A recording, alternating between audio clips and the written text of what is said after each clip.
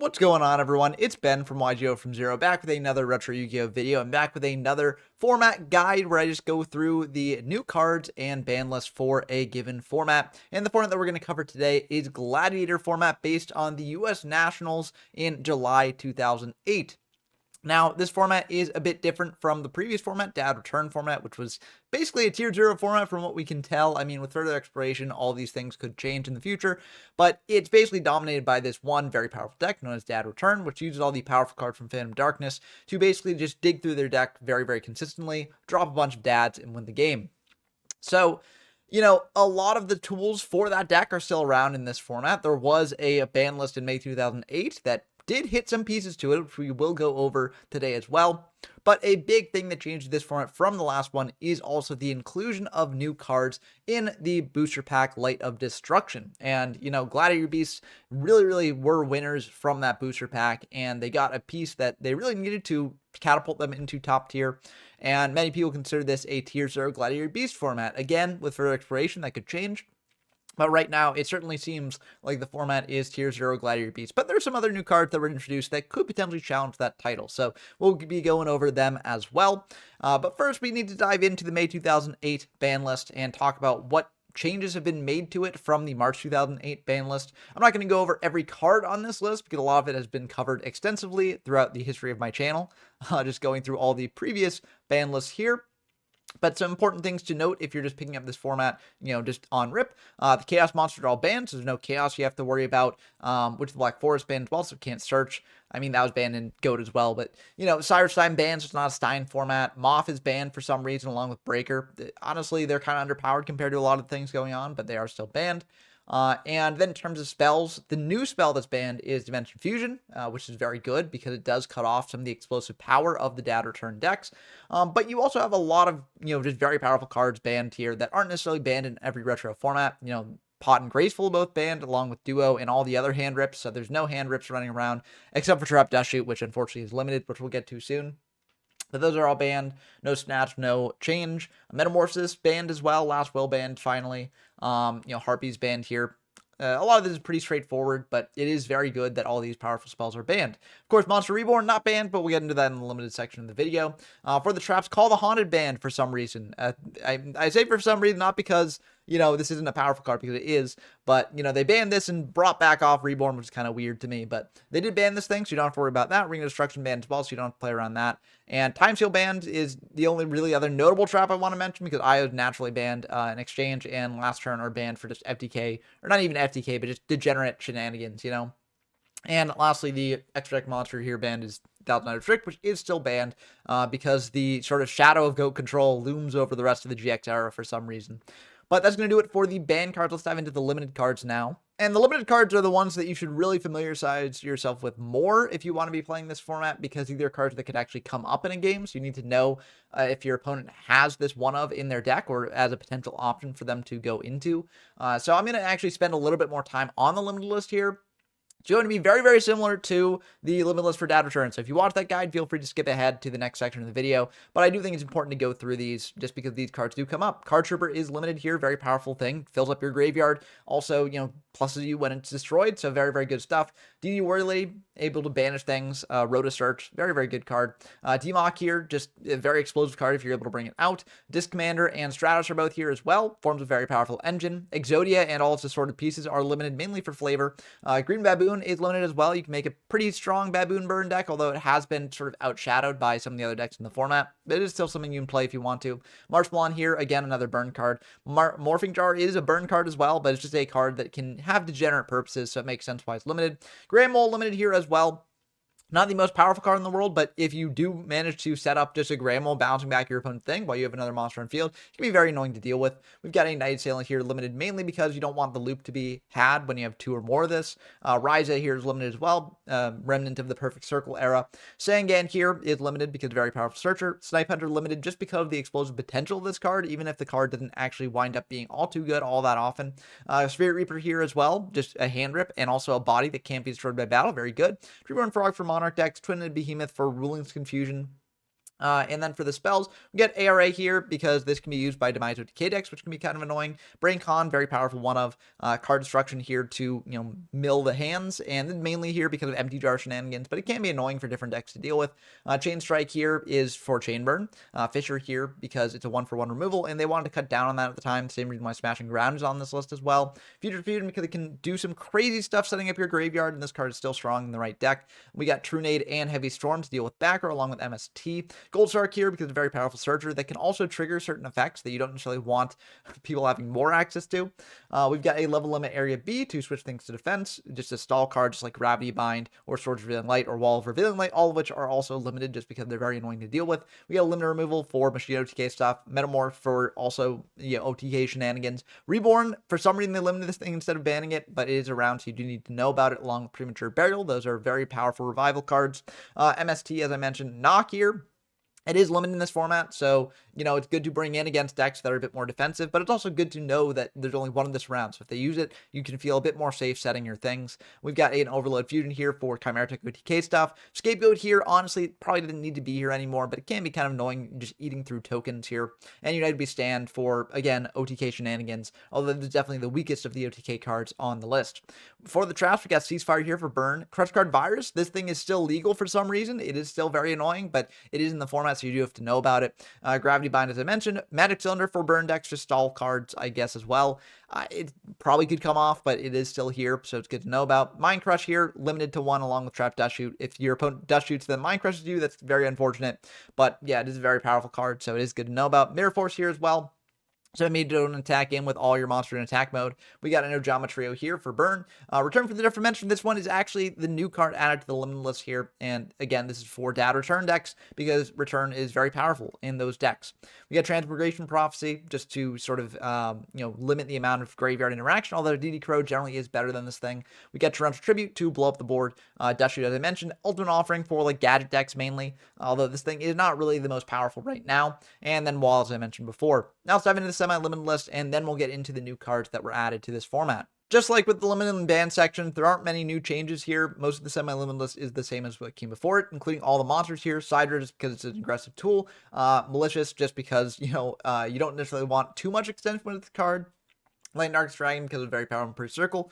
Manicore of Darkness because it can do weird loops. Mask of Darkness because it can loop certain traps. And Necroface just because you can do sort of a degenerate, like, empty jar banish pile thing, which is pretty cool. And then for the new card added here, we've got Allure of Darkness. Again, a card for dad return decks that just enable them to draw really deep into the deck. So this thing is semi-limited now.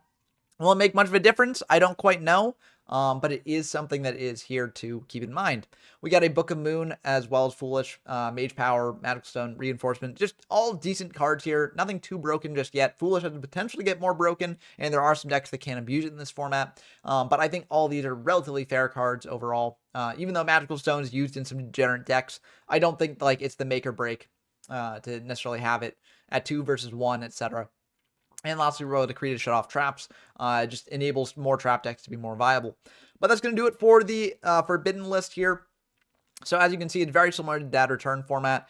And, the big changes to the format, I mean, Dimfuse being gone does help because that card was busted in dad return decks, especially when they could draw into it so much. But the big difference here is that the competition in dad return decks really did improve quite a bit. So let's dive into the new cards and see exactly what the competitors got. So before diving into Light of Destruction itself, which is one of the strongest packs of this era, I think Phantom Darkness generally overshadows it, but I do think Light of Destruction is nothing to scoff at either. We got to talk about the cards that weren't necessarily in Light of Destruction, but are still legal in the format, and that they are around. So you won't really see too many people playing with these cards, but they are cards you can play if you want to, so I figured I'd mention them here. Kuraz is definitely the one that will probably turn the most heads because this thing has had some success in later formats. This is a level 6 Monarch, Warrior, 24 in attack, 1000 defense. It says when this card normal or special summoned, which actually is quite different from the rest of the Monarchs because those are generally when this card's tribute summoned. You can target up to 2 cards on the field, destroy those targets, and if you do, each player can draw 1 card for each of the cards they controlled that was destroyed by this effect. This card cannot attack the turn it is normal or special summoned. So this thing is pretty good for a variety of reasons. One, it can just be a removal for your opponent, although you don't necessarily want to use it that way all the time because then it does draw your opponent cards. So more often than not, when this thing sees play, it's used to destroy your own things, draw some cards off the top of that, and just have a big guy out. So this thing is pretty cool, especially if you're using it to destroy things that will get you even further value as well. So, wouldn't be surprised if someone cooked up something jank with this thing in this format, but it definitely is a bit away from its real prime, because it doesn't really have cards like Gear Town, which can get a lot of value when you're destroying them. But moving on, we've got another, very iconic card here that people will probably be trying to build some jank with, which is Exodius, the Ultimate Forbidden Lord. This is a spellcaster, question mark attack, 0 defense, says cannot be normal summoned or set, must be spell summoned from your hand by shuffling all monsters in your graveyard into the deck, and cannot be spell summoned by other ways. When this card declares an attack, send one monster from your hand to deck to the graveyard. This card gains 1000 attack for each normal monster in your graveyard. If this face-up card would leave the field, banish it instead. If there are 5 different Forbidden 1 cards in your graveyard that were sent there by this card's effect, you win the duel. So this is kind of an interesting card. Now, on the face of it, it looks just like Exodia support because, it's got the alt win con here with getting all the normal pieces in the graveyard. But I do think that there is some potential here for other decks that want to shuffle monsters back into their deck. Glad Beast maybe could use this thing, especially for sending monsters as well. Like if you send a Bestiari and then you bring on a Darius to bring out the Bestiari, that's kind of neat here. And it's also a body on top of that. And also, Gladiator Beast can play Andal if they want normals to actually buff this thing's attack up. So that's kind of neat.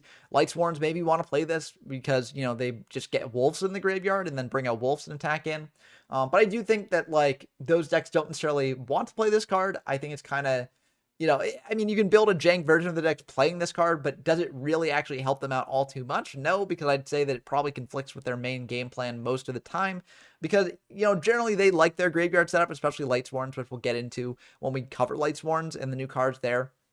And so I don't necessarily think this thing is that good, especially given that, if you are playing it, it's just a body for, Gladiator Beast to attack into, so that's also kind of bad. So I don't think this thing is that good, but it is something that you can potentially play in some jank decks, and I could definitely see someone brewing up something pretty neat with this thing. Next up, we've got Cyber Dinosaur. This is a level 7 machine, 2500 attack, 1900 defense. It says when your opponent spells summons a monster from their hand, except during the damage step, you can spell summon this card from your hand. So the idea of this card is that it's basically like a Cyber Dragon counter. They bring out Cyber Dragon, you bring out Cyber Dinosaur, and you're like, haha, mine is bigger than yours. However, the difference between the two cards is that, you have to bring this out during your opponent's turn, basically. There are some weird situations where they're bringing out a monster on your turn. Maybe they've got a Cyber Dinosaur of their own, in which case you can bring this thing out in response to that. But I think generally, given that they've got the initiative, they can then have the initiative to clear this thing as well. So potentially tripping a Monarch like Caius, banishing this thing, and then basically not serve much value. So this thing is not that good, although it is kind of neat, and it's cool to have another cyber monster around, but it's just not really the best. Next up, we got another monster that can spell summon itself from the hand, which is Guardian of Order. This is a level 8 warrior, 2500 attack, 1200 defense. So if you control 2 or more light monsters, you can spell summon this card from your hand. You can only control 1 Guardian of Order. So this is a nice sort of extender for light decks, and we will see that there are some light decks that are around now. But the question is it really worth, bringing this thing out if you got 2 of them? It's 2500 attack, which is not bad, but you're kind of already in a winning position if you have a bunch of light monsters on your field. So this is just kind of a win more card in my opinion. And when you don't have that sort of setup, and this thing gets a lot worse. So I don't really think this thing is worth playing, but it's kind of neat here. The last monster is not a big guy. It's just a little guy, Rigorous Reaver. There's a level 3 fire plant, flip, effect. And 1600 attack, 100 defense. It says flip. Each player discards 1 card. If this card is destroyed by battle, the monster that destroyed it loses 500 attack and defense. So the nice thing about this thing is that you can use it in Dark Worlds because, you flip this thing up. If it's not the damage step, you get to use your Dark World effects to do stuff. That's kind of neat. And yeah, so I think this thing could potentially see play in Dark Worlds, but Dark Worlds are not the best anyways, so it probably won't be the best there either. So, it's kind of a cool card, though, and it's a card that had been around, I think, for a while in the OCG by this point. I remember playing, old video games, and this card being in the card pool, Joey the Passion, I think, this thing was around. So, it's a neat old card, but it's not really that good here. Speaking of neat old cards, we also got Call of Darkness, the continuous trap that says all monsters restored with Monster Reborn are sent to the graveyard. Very interesting wording there. Monster Reborn also cannot be played as long as this card remains on the field. So, maybe this is why Monster Reborn is legal again, because they're we got to legalize Call of Darkness, but it needs to actually have a use case, and now it does. This thing is not that good, though. Monster Reborn's a one of, and, if your opponent can loop it, with Demok or something, they could probably just loop other things instead if you have this thing up. So I don't really think this thing is that good. Maybe there are weird edge cases where you want to bring it in, but like frankly, this is a really bad card, and yeah, it's unsearchable as well. So like if your opponent's used up the one monster reborn and then the card that they brought back is like used up in some way, then this thing basically is useless to you. So not really a good card. Next up, we got Soul Rope. This is a normal trap that says, when a monster you control is destroyed by a card effect sent to the graveyard, except during the damage step, pay 1,000 life points, special summon one level 4 monster from your deck. So this is kind of neat because, you know, you can sort of tutor out a monster from deck, which is kind of cool. But it is kind of situational, and so I don't really think it's that good because of it. So it's just kind of a cool card that is now legal. I don't think that many decks would want to play it, though. But lastly, I want to mention there is a new normal monster introduced into the format, which is Sentinel of the Seas. This thing is really bad, but it is a merman warrior that relentlessly attacks those who pollute the seas with their presence. So that's kind of neat there. But now that we've covered this, like, these cards are not really going to make that big of a splash in this format unless someone really cooks with them. But, you know, there are some new cards that really will make a splash in the format, so let's dive into those now. Now, Life Destruction is a big set. It has, like, over 100 cards, I think, or maybe 100 cards, but it's definitely up there. And so I'm going to split it up into two different sections. The first of these sections are going to be all the archetypal cards that Light Destruction introduced, and the second section will be sort of all the other cards around. And Light Destruction had a lot of archetypal stuff in it. And not just new archetypal stuff, they also had a lot of old archetypes as well, which is really, really cool to see. You know, it's cool to see these archetypes getting support and seeing how the game sort of shifts its card design to sort of accommodate more for an archetype-based style. This is another thing that a lot of, you know, sort of old school players complain about with the modern version of the game, where around this time it shifted to being more archetype focused than more just like good card synergy as it was in the early days. But I think it's a neat sort of change, and it will be how the game is played for a long period of time. And it is also kind of a necessary change in my opinion, because, you know, if the game had continued just trying to do good stuff synergy stuff, then eventually the good stuff cards that they produced would just be too powerful on their own. It would be too hard to actually deal with, I think, compared to archetypes, where like if an archetype gets too good, one, it's sort of like xeno-locked within itself a lot of the time, so you don't really need to worry about how the archetype cards are releasing sort of interact with other things, and then worry about like what thing to ban out of a complex web of interactions there. You can sort of just look inside the archetype itself to see what to ban. And I think it also gives the game a bit more of an identity, right? Like, instead of just being random cards thrown around, you actually can associate yourself with archetypes that you vibe with and sort of go with that. So I think it has been ultimately a good thing for the sort of health of the game over time. But of course, people will disagree with me on that, and you are perfectly entitled to that opinion, because the game definitely did change with the introduction of a more archetype-focused style. But I do think Fate of Darkness kind of also shows sort of the limits of what non-archetypal sort of strategies can do, because like that was all dark focus, right? It's not really an archetype, but it did sort of break the game, right? And so I do think that Light of Destruction is sort of a return to figuring out what actually makes a good set and what actually, you know, they can do to release powerful cards, but cards that don't necessarily break the game around them. So that being said, I mean, maybe it wasn't really that big of a success because this format was tier 0 as well, and the form of Gladiator Beast having a very powerful strategy, and that strategy was based mainly around Gladiator Beast Geysaris. This is a fusion monster. It's made with Gladiator Beast Bestiary and one Gladiator Beast monster beside it. It can be another Bestiary, but it doesn't have to be. And just like the other Gladiator Beast fusions, this must first be special summoned from your extra deck by shuffling the above cards you control into the deck, and you do not use polymerization for that. When this card is special summoned, you can target up to 2 cards on the field, destroy those targets. And then at the end of the battle phase, if this card battles, you can return to the extra deck, special summon 2 Gladiator Beast monsters from your deck, except for Gladiator Beast Bestiary. So, the nice thing about this thing is that, you know, there are many ways to go into it. It gets immediate value when it comes out, just popping your opponent's board. And that clears the way for more of your Gladiator Beasts to attack in.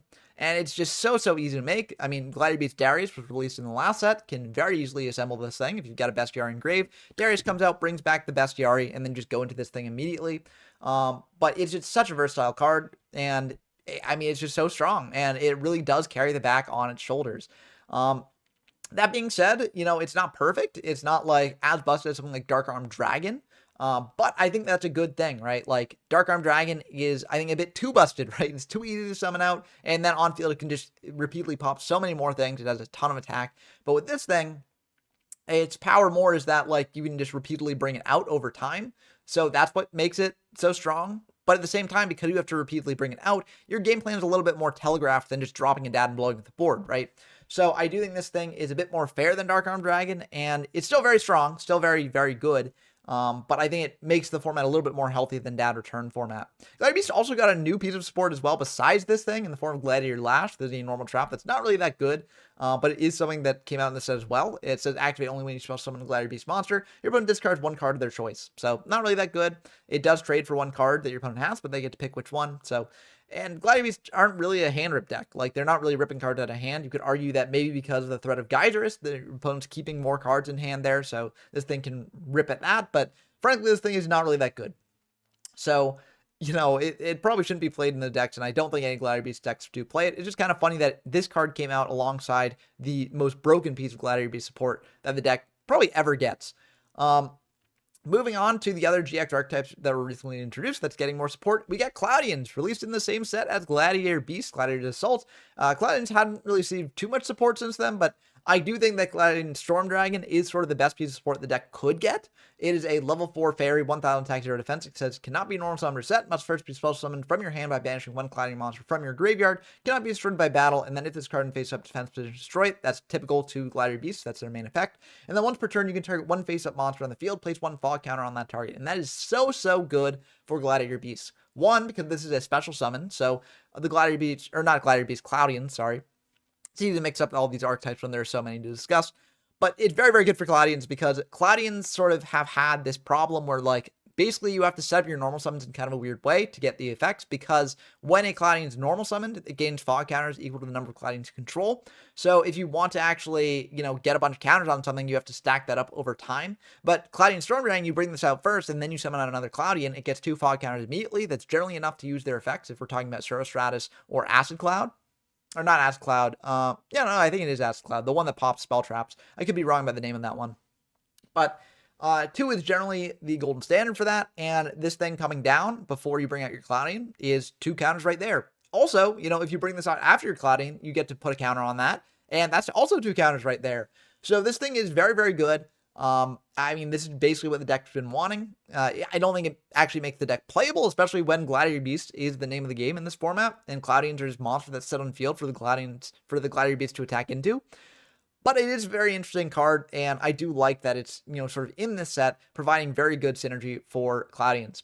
They also receive Raging Clouding, which is a normal trap that's also pretty good for the deck. It says one Clouding monster or monsters you control is destroyed by its own effect and sent to your graveyard. Target one of those monsters, spell summon it in attack position. If you do, place one fog counter on it, and also it cannot be changed to defense position by card effects. So one of the big flaws with Cloudians is that, like, when they're switched to defense, they're destroyed. And that allows things like enemy controller or just more cheesier strategies to just switch them in defense and then pop them. But Raging Cloudian sort of shores up that weakness a bit and makes it so that they can't really be destroyed that way, which is pretty cool. So, you know, again, do these things make Cloudians meta? I don't really think so, but it is kind of cool to see them still supporting these archetypes. And of course, if we're talking about archetype support, heroes are going to get supported, right? Heroes are the name of the game in GX. And, you know, there's always going to be support for these things, even if they aren't that good. But luckily, they did get actually a pretty decent bit of support in this set. Not ideal in every way, but it's still pretty cool. Hero Blast with a normal trap that says target one elemental hero normal monster in your graveyard, add that target to your hand, and if your opponent controls any monster with attack less than or equal to that target's attack, destroy one of them. So this is actually a very useful tool if you're playing a deck with like Neos Alias, for instance, or maybe even Elemental Hero Neos. You get to use this thing as a very powerful tool to just pop your opponent's stuff. So I like it a lot. I think it's a very cool piece of support. Of course, it will become a lot better later when, you know, sort of hero beat decks really come into their own in the 5Ds era. But it's cool to see this piece of support now, and it'll be interesting to see if people actually build with it. Keeping on Elemental Heroes, we also have Hero Mask, the normal spell that says target one face-up monster you control, send one Elemental Hero monster from your deck to the graveyard, and if you do that, target's name becomes the sent monster name until the end phase. This is basically Elemental Hero Prisma in the form of a spell card. Elemental Hero Prisma is generally better than this thing because it's searchable off Rhoda and stuff like that. But this is something you can play if you want to. It sets up your Hero Blast, although Prisma also sets up your Hero Blast. But it's good to know about either way, I guess. Moving on to Destiny Hero support. Destiny Heroes received a little bit more support, although you could argue that's a bit less good, even though they did receive a new boss monster in the form of Destiny End Dragoon. This is a pretty cool boss monster, all things considered. It's a fusion monster, 3,000 attack, 300,000 defense, made with Plasma and Dogma, which are 2 level 8 Destiny Heroes. So if you're playing the trade-in package to sort of get these into rotation and draw deeper into your deck for your fusion stuff, you can get into this pretty easily. And this is a fusion summon of this card can only be done with the above fusion materials. Once per turn, you can target one monster your opponent controls to destroy that target, and if it was face up, inflict damage to your opponent equal to the attack it had on the field. You cannot conduct your battle phase the turn you activate this effect. Once per turn during your standby phase, if this card is in your graveyard, you can banish one Destiny Hero monster from your graveyard spell summon this card. So this is really cool because it's able to come out, pop an opponent's monster potentially, or just get in for a ton of damage. If your opponent destroys it, it can come back very easily. And it's just sort of this recurable boss monster that's very annoying to deal with. Now, of course, when people are playing DD Crow left and right, which many decks are, because it stops Gladiator Beast, Darius, bringing back Bestiari, and it stops Lightsworns from doing their thing as well as just being annoying for dad return decks to deal with as well. And this thing gets a lot less good, but it's still kind of cool to see them get a new boss monster that kind of got a neat gimmick for it. Now, going back to the old boss monster, they also released some support for those. Destiny Hero Dread Servant is a level 3 warrior, 400 attack, 700 defense. Says if this card normal summon, place one clock counter on each clock tower prison. When this card is destroyed by battle and sent to the graveyard, you can target one spell trap you control and destroy that target. So basically, this is just Dreadmaster support because, it pairs with the clock tower. You get to pop the clock tower when it's destroyed, bring out Dreadmaster. But Dreadmaster is really, really bad. It's dreadfully bad. And so this thing is not really worth playing. Next up, we got Deformation, the continuous spell. This is each time a face-up Destiny Hero monster or monsters you control is destroyed, place one D counter on this card for each of those monsters. When you normal summon or special summon a monster during your main phase, you can send this card with 2 or more D counters to the graveyard, add up to 2 cards from your deck and or graveyard to your hand with the same name as that monster. So this thing, I mean, this is just like anime BS card right here, right? Like this thing is way too specific to ever really see use in, an actual game. And there's so many better things that you could do instead, right? Like this thing's just awful. I mean, Stratos can search out a Destiny Hero from deck if you want that. If you really want to get one from graveyard, you got Warrior Returning Alive. Like this thing is just really, really bad. Too many hoops to jump through, so not worth playing at all. Next up, they got a trap, D-Fortune. There's a normal trap that says when your opponent declares a direct attack, banish one Destiny Hero monster from your graveyard and end the battle phase. So, I mean, I guess this is a defensive card, but like, is it worth it? Probably not. I think Threatening Roar is probably much better because, you can just use that. If your opponent uses spell and trap removal, you can chain Threatening Roar to that and stop it. So I don't really think this thing is worth playing, but it is kind of neat to see that they have another defensive card, I guess. Moving on to more anime archetype stuff, we got Neospatians related to the heroes. We got Crossporter. This is actually a pretty decent Neospatian support card in conjunction with some other things. But the level 2 warrior, 400 attack, 400 defense, so you can target one monster you control, send that target to the graveyard, and if you do, special summon one Neospatian monster from your hand. When this card is sent to the graveyard, you can add one Neospatian monster from your deck to the hand. So this can be used to fuel things like with Convert Contact and stuff like that at different points in the game's history. But I think just the deck is not really at a point where it can really be played right now because it doesn't really have a boss monster at this point. Like it doesn't really have payoff for what it's doing. So, that changes in the Synchro era because you get like Synchros that can be made by a lot of different generic decks. But I think here it's not really worth playing. So I'm happy to be proven wrong with this because Neospatians I think are really cool. And there are some good ones. You got Grand Mole, right? Dark Panther actually sees some play in this format as well in Glad Beast. But I think overall this thing is not really that good. Next up, we got Space Gift. This is a normal spell that says draw one card for each different Neospatian name on the monsters you control. That's a very, very weird way to phrase it. But, I mean, it is, I guess, like, I don't know why they phrased it that way. This might be before problem solving card text here. But, I mean, I guess this is a payoff you draw deeper in your deck. But is it worth it if you don't really have any good payoffs to draw to? Probably not. So this thing not really that good either, in my opinion. We also have Crystal Beasts, on the anime archetypes again. Normal trap, Rainbow Gravity. So if you have 7 Crystal Beast cards with different names on your field and or in your graveyard, spell summon one ultimate crystal monster from your deck or graveyard during summon conditions. That mean either Rainbow Dragon or Dark Rainbow Dragon. So, if you're playing Crystal Beasts that have Rainbow Dragon as a payoff, you can use this thing as a better way to get it out. And honestly, it's better playing more of these than multiple copies of Rainbow Dragon because this can also revive a Rainbow Dragon from graveyard. So that's kind of neat. But frankly, this thing is not really that good in my opinion. And also, if you're trying to revive from graveyard, again, it runs into the DD Crow problem. So not really that good. Volcanic's also got some support in the form of Volcanic Queen, although it's not really support for the deck itself. It's just a monster that has Volcanic in the name. Level 6, Fire Pyro, 2500 attack, 1200 defenses. Cannot be normal summon or set. Must first be spell summoned from your hand to your opponent's field by attributing one monster they control. You cannot normal summon or set the turn you spell summon this card, and then once per turn, you can send one other card you control to the graveyard, inflict 1000 damage to your opponent. Once per turn during your end phase, tribute one other monster, take 1000 damage. So the idea here is that you give your opponent basically a Lava Golem Light. It clears one of their monsters, and then they take 1000 damage every turn, most likely. But there is other things you can do with this thing, namely like Owner's Seal, which is a normal spell that came out in the set as well. It says return control of all monsters on the field to their owners. So, this is not a new concept in the game. Like remove brainwashing has been around for quite a bit, but this is something that you can pair with the Volcanic Queen to get it back and sort of combo off with it that way. It is a good combo, not really in my opinion, but it is a combo that you can do, and it is technically volcanic support, so I figured I'd mention it here. Next up, we get Interplanetary Invader A, and this is one of the weirdest cards in the set to me. Because on the surface, it's alien support, right? Like, it's the A counter, right? And it's Interplanetary Invader. It's got the A in the name. All that stuff. It's a reptile. But if you read the card, it's actually not alien support at all because it's not an alien. And also doesn't involve anything with A counters and stuff like that. It's just 0 attack, 500 defense. So gain control of a monster that attacks this face-up attack position card at the end of the battle phase. So it does do the alien thing of taking control of something.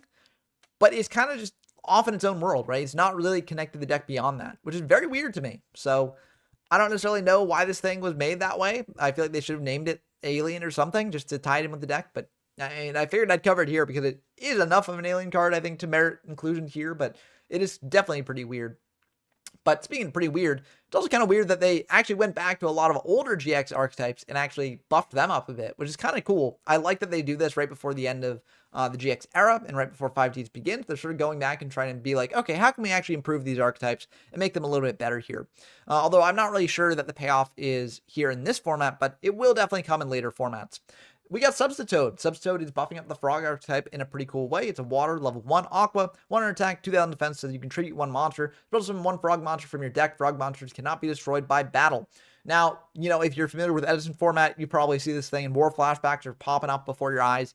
But this thing is not really that good here. There aren't enough frogs to really go into to make this thing worth it. The deck does not have things like Swap Frog, for instance, that are really good. And so I don't think this card will make too many waves in this format, but it is kind of cool to see frog support actually coming together, them getting piece by piece the tools that they'll need to actually be a good deck in the future. And I mean, who knows, like people in Edison format when they were first exploring that, they didn't necessarily think the frogs were going to be as good as they would eventually be later on in the game's history. But people proved them wrong. And so maybe the same thing will happen here. We also got Unifrog, which is a pretty cool frog monster, level 2, water, aqua, 400 attack, 400 defense. So this card can attack your opponent directly. When this card successfully attacks directly, if you control a frog monster other than Frog the Jam or Unifrog, you can destroy one spell or trap your opponent controls. So this thing can poke away at your opponent's back row. If you've got a Substitoad up, it can't be destroyed by battle as well. So that's kind of neat there. But yeah, I don't really think this thing is the best just yet. Until we get other pieces for the deck. But it is definitely very cool that we have this now. We also got Froggy Force Field, which is a normal trap. This is activate only when a face-up frog monster you control, except Frog the Jam, is selected an attack target. Destroy all attack position monster your opponent controls. So this is basically Mirror Force, but only for frogs. So this is another way to protect your frogs here. Although, frankly, it's not really that good because it conflicts with things like Treeborn Frog, which is the main, goal of the deck, in my opinion. But it is something that you can play if you want to. Ancient Gear's also got some buffed support here, which is kind of interesting. One is Spell Gear. There's a normal spell that says send 3 Ancient Gear cards you control to the graveyard. You summon up to 1 Ancient Gear Golem from your hand and 1 from your deck, ignoring the summon conditions. Then destroy all monsters you control except Ancient Gear Golems. You cannot normal summon or set until the end of your next turn. But if you're bringing out 2 Ancient Gear Golems, generally pretty good, right? Because Ancient Gear Golem's a 3k guy. And also, he inflicts piercing battle damage. When he attacks, your opponent can't activate traps. So that's kind of neat. It's kind of cool. Yeah, but it's kind of awkward, though, because you have to have 1 in hand and then 1 in deck. So it's kind of a tough summon condition to actually fulfill. But it is kind of neat that this thing, has a way to cheat out Ancient Gear Golems, which is the big problem of Ancient Gears, I think, up to this point. They don't have enough things that can actually be cheated out in this way. But there is also a new fusion monster for Ancient Gears, namely Ultimate Ancient Gear Golem. This is a level 10 monster, I believe. Machine Fusion, 4400 attack, 3400 defense, is made with 1 Ancient Gear Golem and 2 Ancient Gear monsters. Must be fusion summoned if this card attacks a defensive monster, inflict piercing battle damage, and then if this card attacks, your opponent cannot activate spell traps until the end of the damage step. I mean, that's very typical Ancient Gear Golem. But then it has the effect, if this card is destroyed, you can target 1 Ancient Gear Golem in your graveyard, then spell summon it, ignoring it, summoning condition. So, this is basically an Ancient Gear Golem that's slightly stronger in the attack and also floats into an Ancient Gear Golem on destruction, which is kind of cool. But I think, frankly, the deck is just a bit too awkward to actually make work. Very cool monster, though. It's cool to see them actually going back and trying to buff up this archetype that has been pretty bad up to this point. I just think that it's a bit too little too late. But surprisingly, they didn't only buff up GX archetypes here, which you might expect them to do given the end of the GX era. No, they actually went back to the DM era and tried to breathe some life into some of those old cards. Jinzo actually managed to get its own archetype in this set, which is kind of wild. Jinzo Lord, the new boss monster, frankly not that good. It's just a 2600 machine, dark, and it cannot be normal summoned or set. Must be still summoned from your hand by sending one face-up Jinzo you control to the graveyard. Trap cards and their effects on field cannot be activated. Negate all traps effect on the field. Once per turn, you can destroy as many face-up trap cards on the field as possible. And if you do, inflict 300 damage to your opponent for each card destroyed. So it's kind of an awkward card. It doesn't really do much better than Jinzo itself, especially given that like the only extra thing that it does is having 200 more attack and also, you know, potentially having a burn effect by destroying face-up traps.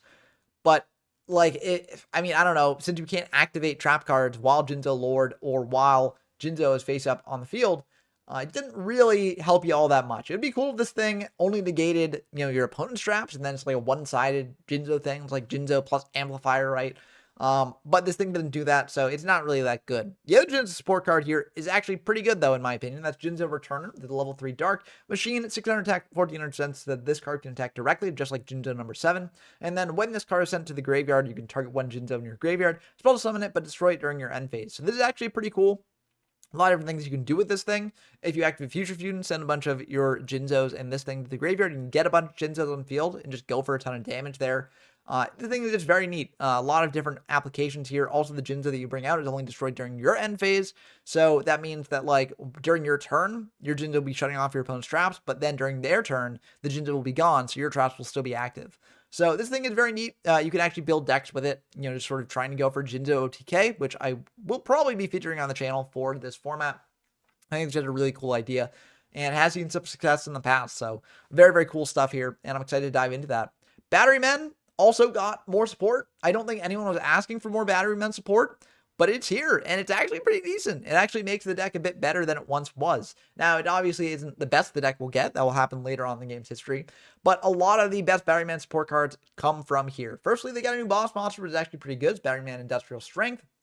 They Thunder 2600 attack 0 defense. So this card cannot be normal summoned or set. This card cannot be spell summoned except by removing from play 2 Battery Man monsters from your graveyard. Once per turn, you can remove from play 1 Thunder type monster from your graveyard to destroy 1 monster and 1 spell or trap card on the field. Now, this thing I believe does target. It does have, you know, pre-problem solving card text on it, right? You can tell because it says removing for play 2 Battery Man monster from your graveyard. But it is still pretty cool. It's just a big guy that pops things that your opponent might have, and yeah, it's easy to bring out as well. So I think this thing is really awesome and definitely a worthy boss monster for the deck. Is it the best thing in the world? No, but it is still pretty cool.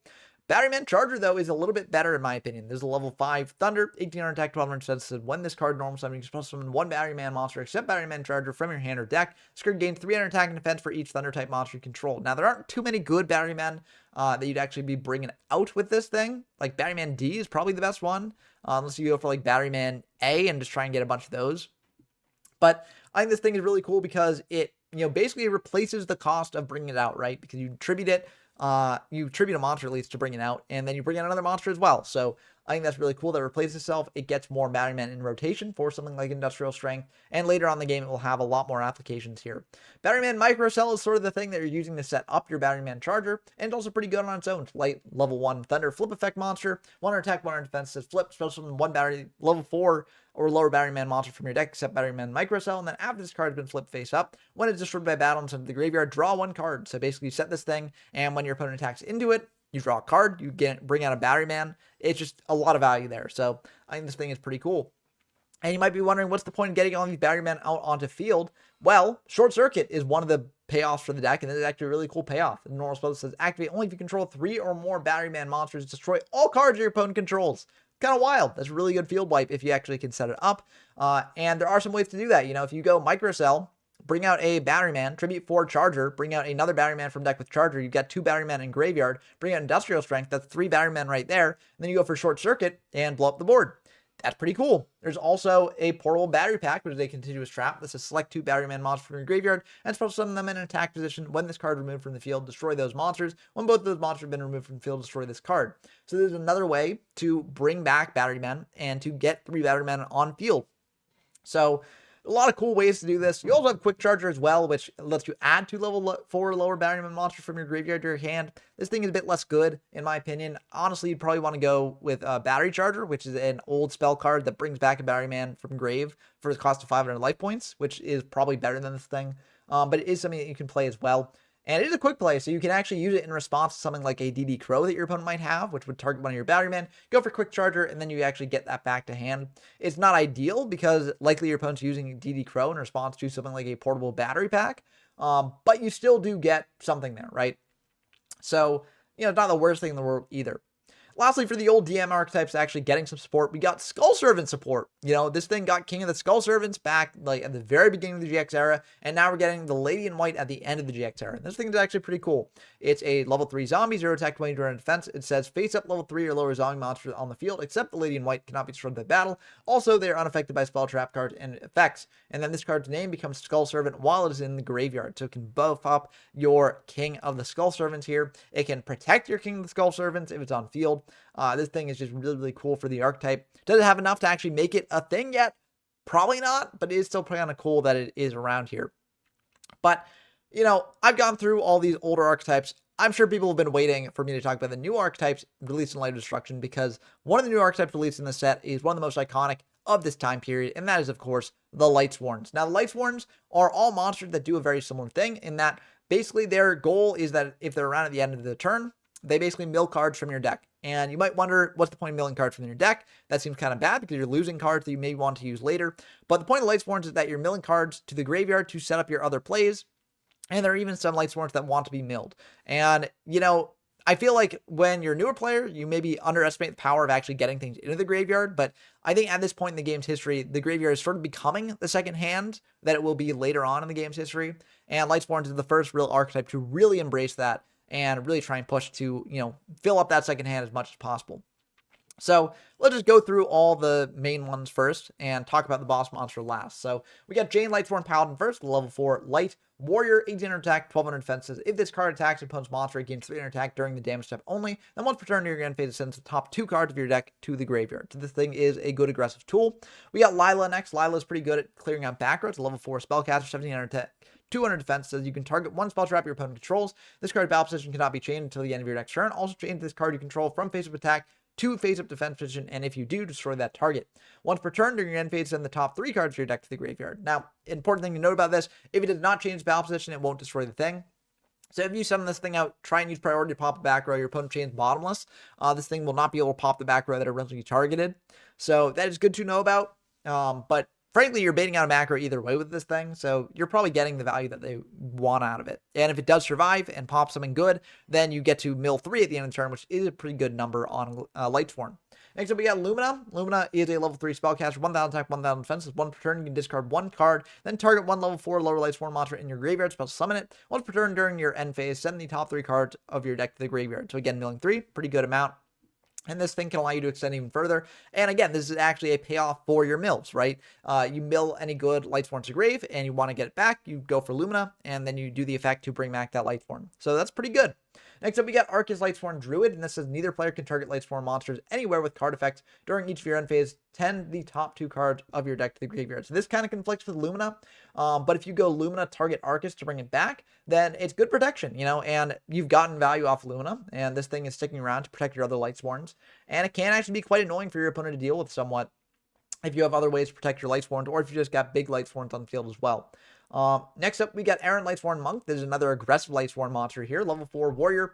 It's got 1600 attack, 1000 defense. It says if this card attacks a defense position monster before damage calculation, shuffle that monster into the deck. This can be really good at dealing with certain annoying cards your opponent might have, like Spirit Reaper or Treeborn Frog or something like that. And then once per turn during your end phase, send the top 3 cards of your deck to the graveyard, which is also pretty good. Milling 3 is about as good as you can get with this.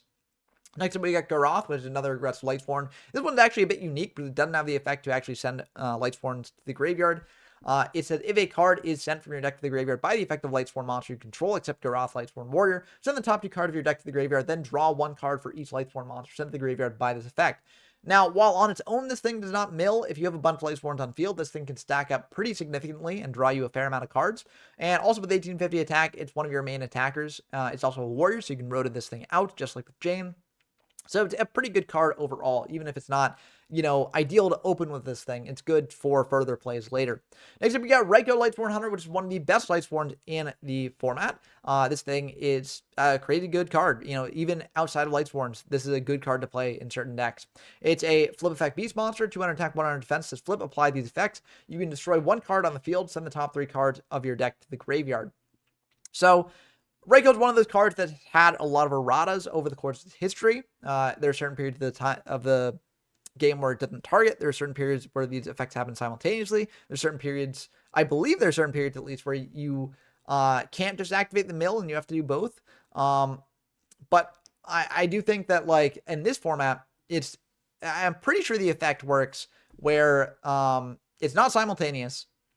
And also you get to choose whether to destroy or not. Like, you don't have to destroy with Reiko, you can just mill. It doesn't come up often in this format that you just want to just mill. But there are certain situations where that can pop up, so it is good to know about. And this card is really good. So definitely, if you're playing Lightsworn in this format, look into that ruling beforehand. There are plenty of places to do that, like on Format Library or in the YGF from Zero Discord server, link in the description down below. You can ask on the rulings channel about that. But I'm pretty sure this has its Edison ruling. I'm pretty sure. I could be wrong about that. So yeah, very good card though either way. And it does mill 3 as well, so that's very good for you.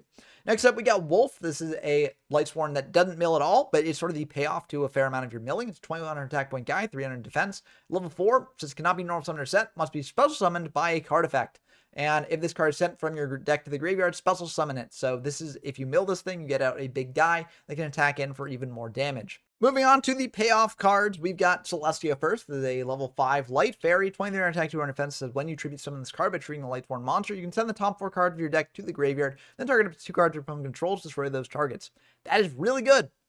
It has the Geyser's effect of popping 2 of your opponent's things, and also you mill 4 cards instead of just 3 like many of the other Lightsworns, which can set up your plays even further. So this thing is definitely played in a lot of Lightsworn lists as another payoff for the deck, beyond the big one that we'll get to very soon. But there is also another Lightsworn tribute that is not really played that much, which is Dragon Lightsworn Dragon, level 6 Dragon, 2000 defense, 600 or 2000 attack, 600 defense, that is. And this card gains 300 attack and defense for each Lightsworn monster with a different name in your graveyard. If this card attacks a defense monster, inflict piercing battle damage to your opponent. During each of your end phases, send the top 3 cards of your deck to the graveyard. So this card is kind of like a payoff card like Wolf, honestly, where it's something that, you get a bunch of benefits from having your graveyard set up from your other Lightsworn effects, right? I'd say Celestia is probably the better tribute most of the time because it actually does more than just having a big attack. And so it's more of an active card than just a pure payoff card like Dragoneth. But Dragoneth is still not bad. I could definitely see people playing this in certain builds of the deck. It's just not really the best compared to all the other great Lightsworns in the deck. And it's very important that there are a lot of Lightsworn monsters that you can actually play here, because the big boss monster to Lightsworn, Judgment Dragon, does require you to have a bunch of them engraved. This is a 3000 attack point, 2600 defense point guy, cannot be normal summoned or set, and that must be special summoned from your hand by having 4 or more Lightsworn monsters with different names in your graveyard. You pay 1000 life points to destroy all their cards on the field, and then once per turn during your end phase, send the top 4 cards of your deck to the graveyard. This thing is incredibly strong. You can blow up the board, attack in for a ton of damage with this thing, and also, just like Dad, you can drop multiple of these. You don't just necessarily have to bring it out, and then that's the only thing you can bring out with this. If you have multiple Judgment Dragons, you can bring out multiple Judgment Dragons, which is insanely good, especially given this thing has 3000 attack. So this is a very, very good payoff for the deck. One of the best payoffs for a deck in the format right now. And it definitely makes Lightsworn something to at least consider playing. Now, in the past, Lightsworn have not been able to actually, break through the tier 0 grip that Gladiator Beast has on the format. But I do think that with further experimentation, this deck could potentially be very good. It just has certain issues in the form that, like, a lot of the times you are kind of high rolling with the deck. You do have to get lucky in what you mill and what you draw. And if that does not go your way, it could definitely be a bit less consistent than something like Gladiator Beasts. But it's still a very good deck, so I do think it's something worth looking into. It also got a fair amount of spell and trap support. Soul Recharge is a very good one. This is a normal spell. It says discard 1 Lightsworn monster, draw 2 cards, then send the top 2 cards of your deck to the graveyard. So it mills for you, draws deeper in the deck for you, and also sets up another Lightsworn monster in grave. If you're drawing things like Wolf, which is obviously not what you want to draw, Soul Recharge actually gives you a way to actually make use of it in hand. So it turns Wolf into less of a sort of downside than you might imagine. Next up, we got Realm of Light. This is a field spell. This is each time a card or cards is sent from your deck to the graveyard, place one Shine counter on this card. All Lightsworn monsters gain 100 attack. For each Shine counter on this card, if this card be destroyed by a card effect, remove 2 Shine counters from this card instead. This is a way to buff up your Lightsworn monsters' attack. But frankly, if we look at the suite of Lightsworn monsters here, I feel like they don't really need the attack boost. And again, this is kind of like Dragonith, where like if you already set up your stuff, then it's pretty good. But, like, is it worth doing that compared to all the other cards that are a bit more active here? I don't really think so. The thing is not really worth playing in most Lightsworn decks, in my opinion. But it's kind of a cool card, at least. And it's cool that they get their own field spell here. Next up, we got Glorious Illusion. This is a continuous trap. This says activate this card by targeting one Lightsworn monster in your graveyard. Special summon that target in face-up attack position. And then during each of your end phases, send the top 2 cards of your deck to the graveyard. When this card leaves the field, destroy that monster. When that monster leaves the field, destroy this card. Now, Glorious Illusion, I think, is kind of outshone by Lumina, which is actually on the art here. Lumina can just do that itself. Now, of course, Glorious Illusion can bring back things like Dragonith or Celestia, but really of these two, you're only playing Celestia. And Celestia's main value is when you tribute summon it, which means that you don't really care about special summoning it. Especially when you got access to things like Wolf, which are just 200 life points off of the Celestia. So, Glorious Illusion, not really worth playing in my opinion. It can give you further extension though, so that is kind of nice. So, you know, maybe different decks will have different success with it, but I think it's just not really quite as good as Lumina herself. Next up, we got Light Spiral. This is a continuous trap card. This is each time a card or cards is sent from your deck to the graveyard by the effect of Lightsworn monster, remove from play the top card of your opponent's deck. This thing could allow you to build a sort of deck that's trying to just mill out your opponent with your Lightsworn effects, but frankly, that's not the best thing in the world to do.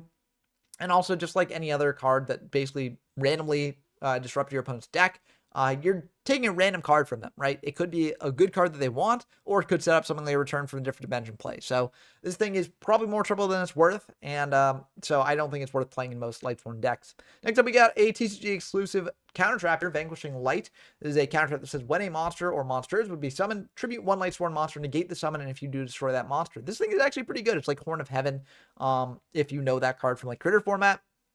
And there are potentially ways in which you could make use of this. For instance, if you actually manage to get to flip summon a Raikou Lightsworn Hunter, it's kind of useful on field beyond just being a Vanquishing Light tribute. And so this thing is not terrible. I do think it's not really that good though either. So I think there are just other better traps you could play instead. And traps in Lightsworn have a bit of a conflicting history, because if you are milling a ton of things, like milling traps don't really give you value compared to like milling monsters and stuff. So generally Lightsworn decks don't play too many traps. So, yeah, this thing is not really the best in this deck, in my opinion. But it's something you can play if you want to. And, you know, again, maybe, like, with the Raikou plays, maybe with things like that, this thing will be a lot better than I'm giving it credit for. But next up, we've got a monster that is not technically Lightsworn support, but it basically is an honorary Lightsworn card because it is just so good in the deck, and honestly, any light deck as well. This is the cover card of the set, Honest, the level 4 light fairy, 1100 attack, 1900 defenses. During your main phase, you can return this face-up card from the field to the hand. During the damage step, when a light monster you control battles, quick effect, you can send this card from your hand to the graveyard. That monster gains attack equal to the attack of the opponent's monsters battling until the end of the turn. This thing is so good. This thing is honestly like one of the main reasons why Lightsworn is actually something that can compete in this format, because there are so few hand traps in this format. It's really hard to actually play around an Honest, right? Sometimes you just have to play an Honest and be like, if they've got Honest, they've got Honest, but I need to attack into this thing, and I can't actually disrupt their hand enough to get rid of Honest, right? And because of that, this thing just becomes a major menace. It becomes something that your opponent like has to consider at all times, unlike certain like back row, right? Like if you don't have a back row set, your opponent does not have to worry about a Mirror Force. But if you've got a card in hand, they do have to worry about Honest, right? And this thing is at 3 in this format, so you can play 3 of this thing, and it's very good. You can get back with things like Beckoning Light, which Lightsworn decks, I believe, should be playing, just because it's a way to recover things like Judgment Dragon, along with your Honest that are so powerful. And this thing is just cracked. It's great for all light decks, true, but Lightsworn is the best light deck at this time, and so it's especially good in that deck. So definitely something to play in that deck if you're interested in it. But, you know, I mentioned that there might be some other light decks as well, and there actually is another archetype that was released in the set that is, for the most part, light. And that's Arcana Force. Arcana Force is an interesting archetype in theory. The theory behind it is that whenever an Arcana Force monster is summoned, you toss a coin, and its effect changes based on what the coin toss is. So if you get heads, you get a good effect, and then if you get tails, you get a bad effect.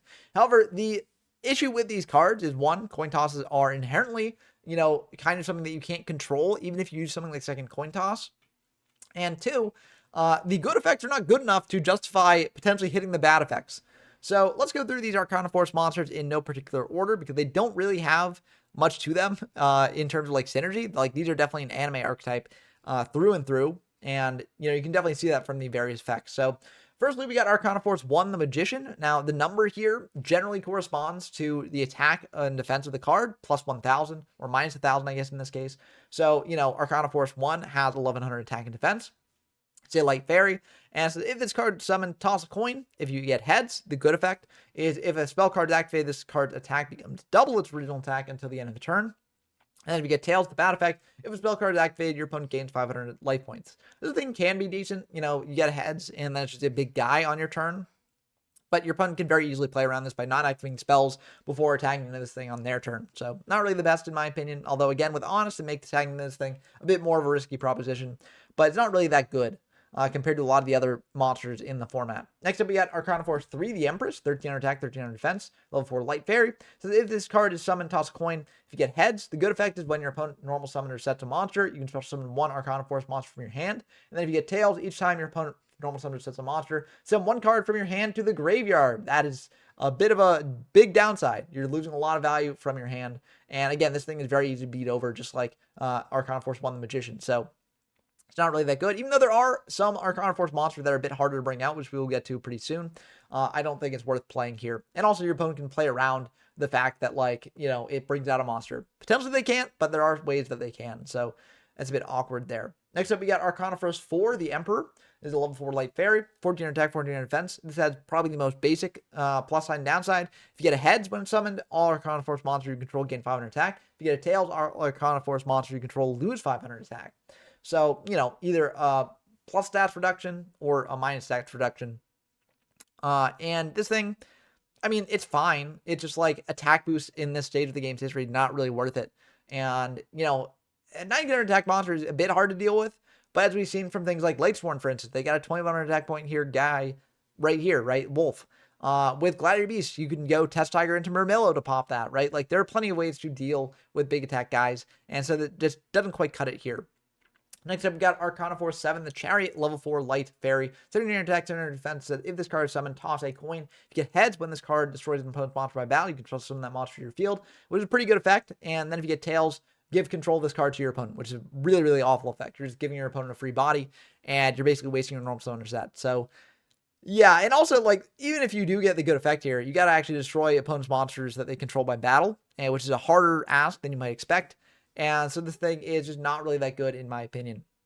Next up, we got Arcana Force 6, the Lovers, the level 4 light fairy, 1600 attack, 1600 defense. So if this card is summoned, toss a coin. Heads, this card can be treated as 2 tributes for the tribute summon of an Arcana Force monster, and then tails, either player can tribute summon Arcana Force monsters. So the downside of this is not really as bad compared to the downside of the Empress, which also serves to, sort of get big monsters out of your hand.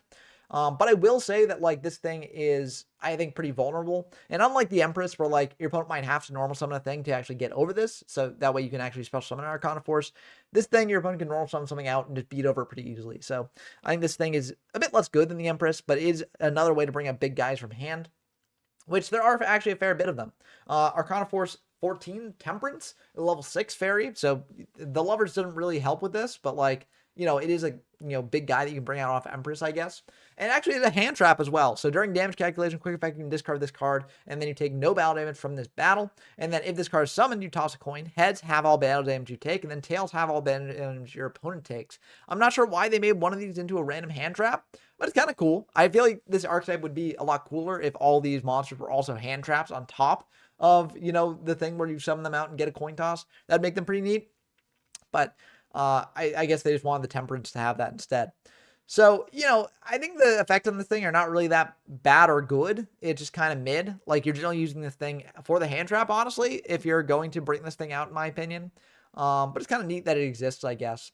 Next up, we've got Arcana Force 18, the Moon. This is a level 7 light fairy. 2000 attack, 2000 defense. If this card is summoned, toss a coin. Heads once per turn during your standby phase, you can special summon 1 Moon token, which is a light fairy, level 1, 0 attack, 0 defense point token. And then tails once per turn during your end phase, target 1 monster you control, give control of it to your opponent.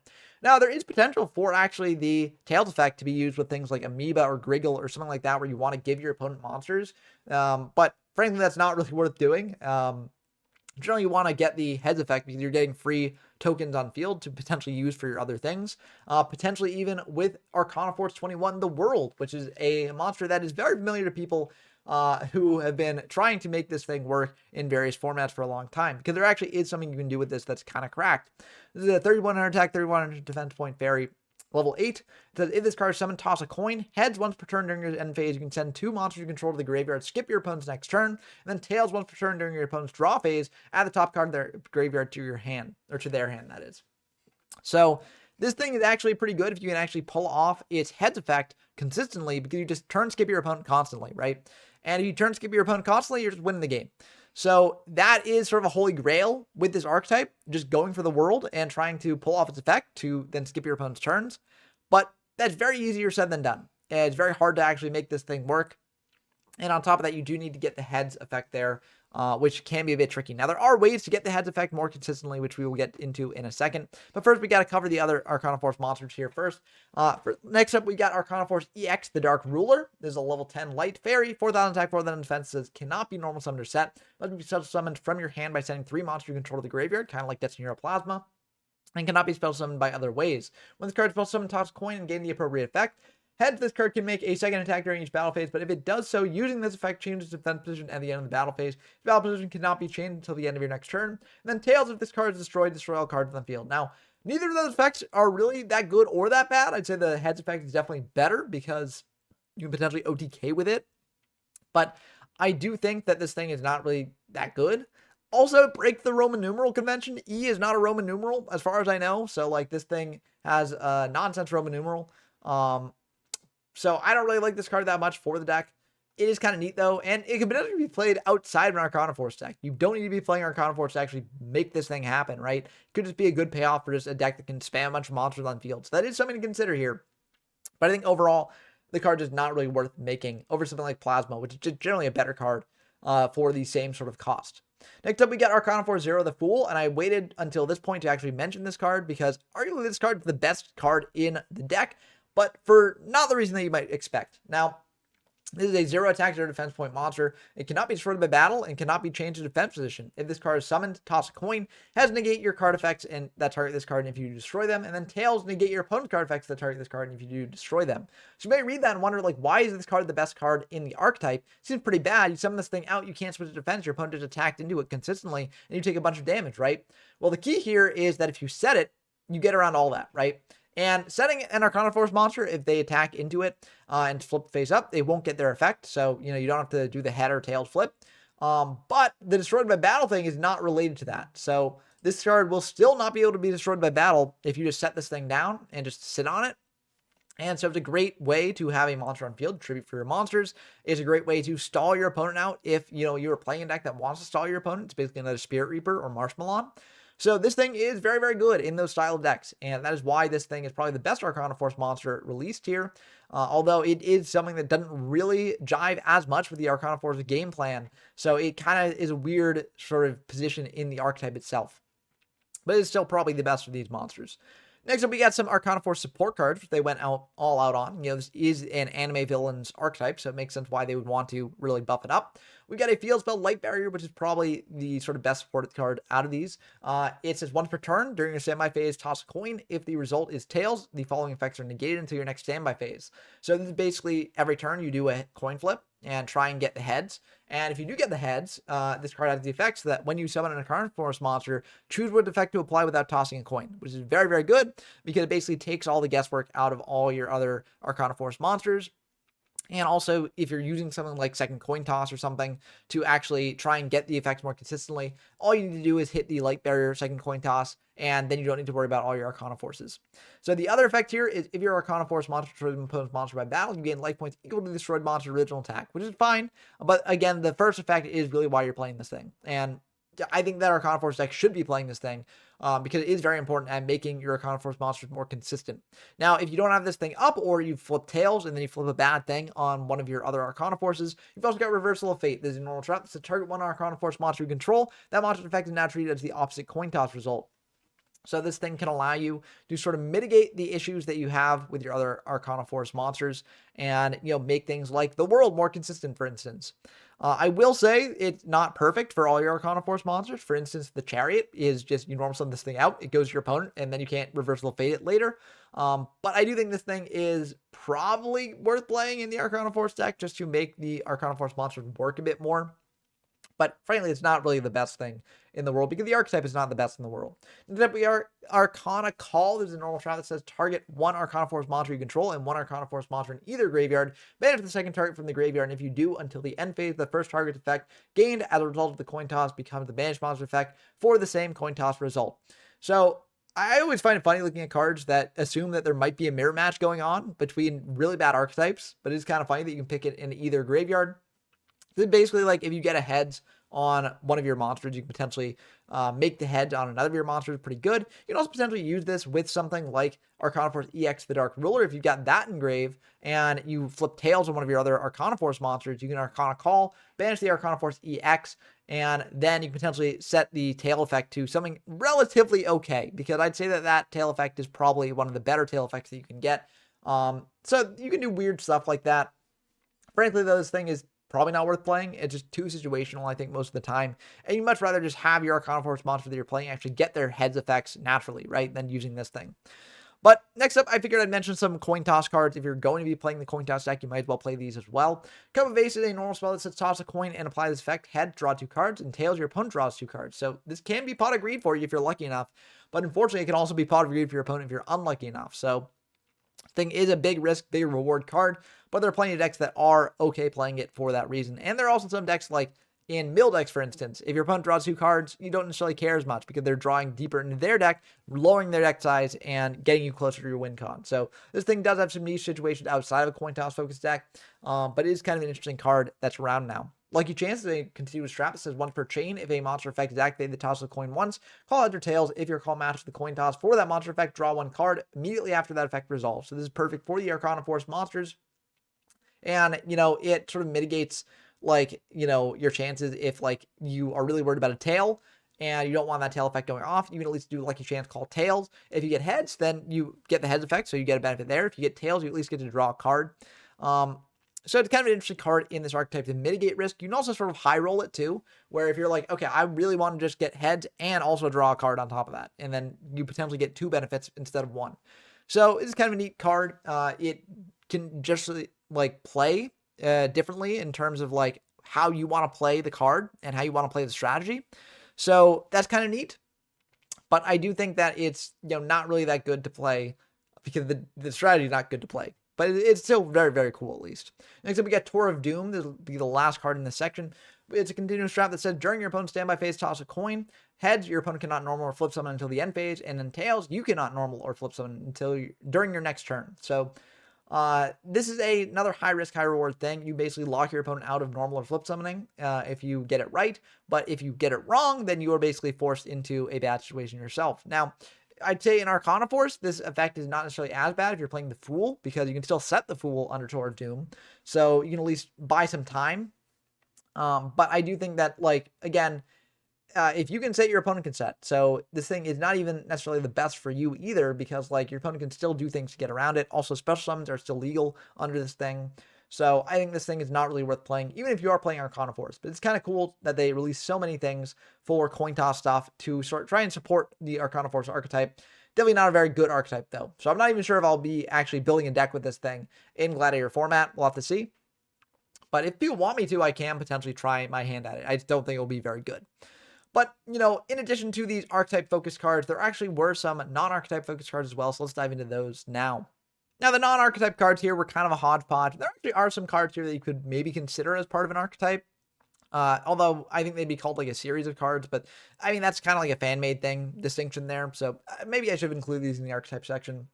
But Goblin Recon's Fraud is probably the closest thing to an archetype here with just the goblins, right? You got Goblin Attack Force, Goblin Elite Attack Force, things like that. Just monsters that switch to defense position upon attacking. And this is one of those. It's a 79 attack point warrior. It says if this card attacks directly successfully, you can look at 1 random card in your opponent's hand. If it is spell cards, into the graveyard. If this card attacks, it's changed defense position at the end of the battle phase, and the battle position cannot be changed until the end of your next turn, except for the card effect. So I don't necessarily count this as an archetype because it's just like there aren't any cards that are just like, if you got a goblin thing, do this, right? So it's kind of weird to place in that archetype, so that's why I called it here. But frankly, I don't think this thing is that good either. If you get a spell, that's pretty decent. But like, if you don't have a spell, this thing is just very, very weak. And if you're up against Gladiator Beast, then your opponent just runs it over with a Gladiator Beast and gets another Gladiator Beast and gets value off that. So the thing is not really that good in my opinion. Next up, we got Nimble Musasabi. This is a level 2 Earth. Beast, 800 attack, 100 defense. When this card is destroyed by battle and sent to the graveyard, inflict 500 damage to your opponent. You can also special summon up to 2 Nimble Musasabi from your deck to your opponent's side of the field in phase of attack position. This card cannot be attributed for a tribute summon. So this is very interesting. This is obviously playing off of Nimble Manga. So again, another DM era card that you could potentially call this an archetype with, but I'd say there aren't really enough things there to actually make it that. I think it's more just a play off that. And it's also kind of interesting because it's kind of like Giant Germ, right? Which released in the same set, which also had the effect to deal 500 damage to your opponent, and that's supposed to summon out 2 Giant Germs. But the difference here is that this special summons to your opponent's side of the field, which is kind of neat there. Now, I don't necessarily think that's good. It gives your opponent material to do stuff with, although they can't tribute it for something, but it's just more things to attack in with, I guess. I guess the idea of this thing is that it locks 2 zones. So, you know, if you've got Ojama Trio up and then your opponent attacks in this thing, then lock the remaining zones. But the issue with that is that this has to be destroyed by battles to do that. So your opponent has a monster that they're attacking in with. So, like, you can lock up that last zone for them, I guess, but it doesn't really lock up the full thing unless you destroy an Ojama token. So I think this thing is just not really that good, all things considered. But it's kind of cool that they're trying to think outside of the box with some of the effect and then tie it back to an old monster on top of that. Speaking of tying back to old monster, we also got Discblade Rider. This is clearly a playoff of Chaos Rider Gustav. Level 4 Wind, Fiend, 700 attack, 1500 defense. This is 1 per turn. You can target 1 normal trap in your graveyard, banish that target. If you do, this card gains 500 attack until the end of your opponent's turn. So just like Gustav Rider, you banish spells, this thing banishes traps, and it goes to 2200, which is not too bad, you know. I do think this thing is not really worth playing, though, because you know, there's better cards to play. And also by banishing traps, like you're getting value off them after they're used, I guess, but like you can't really do anything with them while they're banished. So it's a bit weird there, but I don't know. This thing's probably fine. It's just at this point in the game, fine doesn't quite cut it. Next up, we've got Helios Trice Majestus. This is a monster that's based off of Heliodus Majestus and also, you know, Helios, the Primordial Sun.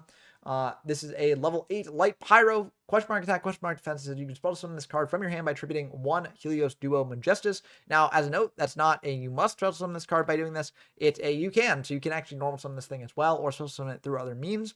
And this card attacking defense becomes the number of banished monsters times 300. After this card attacks, if your opponent controls a monster, this card can make a second attack in a row. And then during the end phase, if this card was in your graveyard because it was destroyed by battle and sent there this turn, you can special summon this card and it gains 500 attack and defense. So this is very similar problems to the Helios Duo Majestus and also Helios Primordial Sun. Where, you know, one, you have to be on a very banish focused strategy. And if you're on a banish focused strategy, then this thing is not going to wind up in graveyard to recur that way. And 2, you need to banish a lot of cards to actually make this thing like valuable enough to actually put the resources into bringing it out, which is just a big, big ask. So I don't think this thing is really worth playing, but it is kind of neat here that we're getting the 3rd of this archetype, which was in the anime. So I guess you could count this as another archetype card. But it's kind of weird because they're not like an archetype as a whole. There's a bunch of monsters related to each other. So I don't know. It's kind of weird. You could also call Gemini monsters kind of an archetype at this point in the game, but I wouldn't necessarily call them that because, you know, they don't really synergize well together. Like they've got support cards, but the monsters themselves don't really go together that much, except for like Gigaplant and Blazewing Butterfly. Dark Valkyrie, though, is another good one. It's level 4 Dark Fairy Gemini, 1800 attack, 1050 defense, and just like any Gemini monster is treated as a normal monster ball face up on field or in the graveyard. And then while this card is on the field as a normal monster, you can normal summon it to make it become an effect monster with the following effect. Once while this face card is on the field, you can place a spell counter on it, and then this card gains 300 attack for each spell counter on it. You can remove 1 spell counter from this card, then target 1 monster on the field, destroy that target. So this is pretty decent. If you don't destroy something with it, it's 2100 attack, which is a decent attack stat. And if you do, then it's pop. So that's kind of nice. Is the thing the best in the world? No. But if Gemini monsters get better in the future and you can actually build a deck out of them, then this thing is probably something that you want to be playing in that deck. Next up, we've got Golden Bamboo Sword, another card that refers back to an older card. This one refers back to the Broken Bamboo Sword. Although I think there is also like Cursed Bamboo Sword out right now, but frankly, the Bamboo Sword card's not that good. But this is probably the best of them right now. There's a normal spell that says if you control Bamboo Sword card, equip spell that is. So actually, I think that's just Broken Bamboo Sword, because I'm pretty sure the cursed one is a continuous spell. So it's just Broken Bamboo Sword. You draw 2 cards. So that's pretty good, especially given that Broken Bamboo Sword has the effect that basically does nothing. So Golden Bamboo Sword gives you value off that. If you're playing like an FTK deck where you're playing like Royal Magical Library and stuff like that, then this thing is very valuable for that, because Bamboo Sword is an equip card, so it's a spell, and then Golden Bamboo Sword draws you 2 more while also putting more spell counters on the library. So you can actually do some pretty crazy stuff with FTKs, I guess, with this thing. Although other FTKs, I think, have moved on away from the magical library stuff, but this is something you can do if you want to build up that one. Next up, speaking of magic counters, we've got Magical Exemplar. This is a level 4 Earth spellcaster, 1700 attack, 1400 defense. Each time a spell card is activated, place 2 spell counters on this card. When that spell resolves, once per turn, you can remove any number of spell counters from this card. Spell summon 1 spellcaster monster from your hand or graveyard whose level is equal to the number of spell counters you removed. So this is sort of falling in line with a spellcaster based strategy. But frankly, spell counters have not really seen much play for a long period of time. There's not really been much support for them. That might change in the near future, and it probably will. But frankly, this thing is not really that good right now. Next up, we've got another spellcaster, Maniacal Servant, which is actually more support for like the dark cards that were released in the last set. Although I'd say this is probably the worst of the support cards for that dark sort of series of cards. This is a level 3 dark, 600 attack, 1000 defense point spellcaster, and it says once per turn during your opponent's standby phase, you can remove from play any number of dark monsters from your graveyard. This card gains 500 defense for each monster you removed until the end phase. So if you have this thing face up in defense mode, you can buff this thing's defense up to protect it. And also you can basically use this as a way to fix your graveyard, so that way you have the right number of darks to bring out a dad here. But the fact that you have to do this during your opponent's standby phase doesn't really help it that much. And yeah, so it doesn't really help you either, because your opponent can just attack over it, and then you've got another dark engrave, so you have to anticipate your opponent potentially attacking over this thing to get the right number of darks. But if your opponent knows that you anticipated them doing that, they might not even attack into this thing, because it doesn't really do much for you on its own. So it's not really that good of a card, so I don't think this thing is worth playing. Next up, we got a new dark boss monster, which is Dark General Freed. This is a level 5 dark warrior, 2500 attack, 1700 defense. It says cannot be spell summoned, and then negate any spell effects that target a face-up dark monster you control, and if you do, destroy that spell card. It's a pretty good effect. During your draw phase, instead of conducting your normal draw, you can add 1 level 4 dark monster from your deck to your hand. This card must be face up on the field to activate and to resolve this effect. So this is basically like the matchless General Freed from earlier in the game's history. And so it's cool to see them doing another callback to that. Although I think, like, given the dark monsters that you have access to, like Dad, to blow up the board and just get really aggressive, having a monster that you have to actually tribute summon out is not really the best. So I don't think this thing is that good, but it's kind of a cool dark monster to have. And maybe if you want to play a more controlling dark deck, this is worth playing. But I think overall, those controlling dark decks would not be as good as just the more aggressive Dad return decks. But this isn't the only tribute monster that Light of Destruction released, not Light of Darkness. That wouldn't make sense. It actually released a fair amount of other tribute monsters as well. And so let's just go through them now. Divine Knight Ishzark is a level 6 light warrior, 2000 attack, 800 defense. After damage calculation, when this monster destroys a monster by battle, banish that monster. This is a way to keep your opponent off Dark's Engrave, potentially deprive them of disc commanders or things like that. It's also a way to buff up your banish pile for something like Trice Majestus, although you probably wouldn't be using it for that. This is a pretty decent card overall if you're playing a banish deck, I guess, but it is a tribute summon, so that is, again, not the best. And so this sort of falls into the realm of just like fine. And just like with Disciplined Rider, fine didn't quite cut it at this point in the game's history. Maximum 6 is another monster that's just like, it's fine. It's a level 6 Earth Warrior, 1900 attack, 1600 defense. So when this card tributes summon, roll a 6-sided die, and this card gains attack equal to the result times 200. So this thing can potentially be a 3100 attack point guy on summon, or it could be a 2100 attack point guy.